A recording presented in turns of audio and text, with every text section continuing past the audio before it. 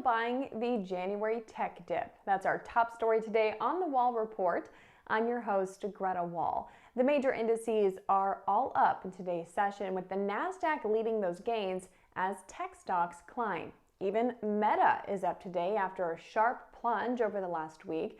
The Facebook parent company's market cap fell below $600 billion on Tuesday as the earnings-induced rout continued. But the stock is up nearly 3% today, signaling it may have found a bottom. And the rally on Wall Street comes as the market continues to digest more earnings. CVS shares falling more than 5% today despite beating Q4 expectations on both the top and bottom line this morning. The pharmacy chain reported adjusted earnings of $1.98 per share on $76.6 billion in revenue. Now, the company's retail business was boosted by increased traffic in its stores due to COVID tests and vaccines. CVS said it administered 11 million vaccines and 8 million tests last quarter. The company confirmed its previous guidance for the full year 2022.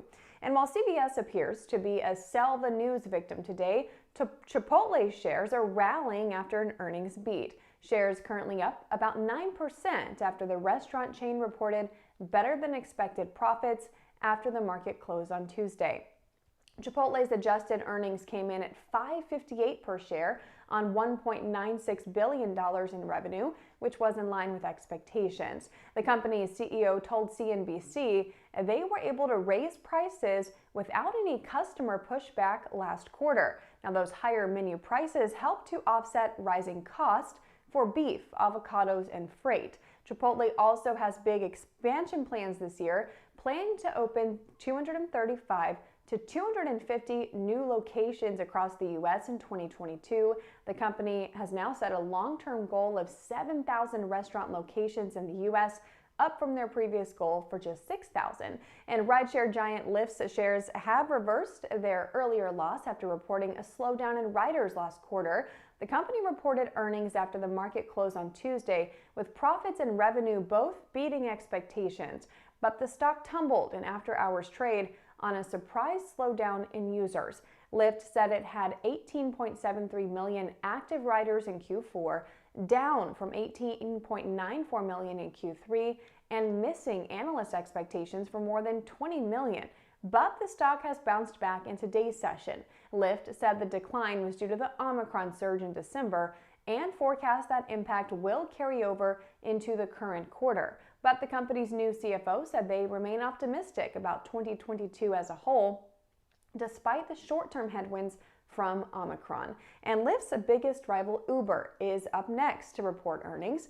The company's shares are up more than 3% today ahead of that report after the close. Also on the schedule for this evening is Disney. Disney shares are also currently up about 2% ahead of those results. And while the market is focused on earnings today, some key inflation data is coming up. The Labor Department releases the January Consumer Price Index tomorrow morning. Now, this report is expected to show prices surged 7.1% year over year last month. And in an interview with CNBC this morning, Atlanta Fed President Raphael Bostic was sounding more hawkish. He told the network he's now leaning toward 4 rate hikes this year after previously insisting there would only be 3. But Bostic also said, quote, "Every option is on the table when it comes to tackling inflation." Now, the market is currently expecting 4 rate hikes in 2022, but some analysts have put their forecast as high as 7.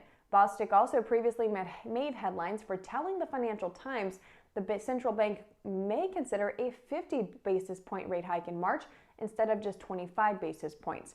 And before I go, Congress is moving forward with a plan to possibly ban members from trading stocks. Yes, they even got Nancy Pelosi on board with this idea. The Speaker gave the House Administration Committee the green light to draft up new rules. Now, that legislation is expected to be put up for a vote in the lower chamber this year.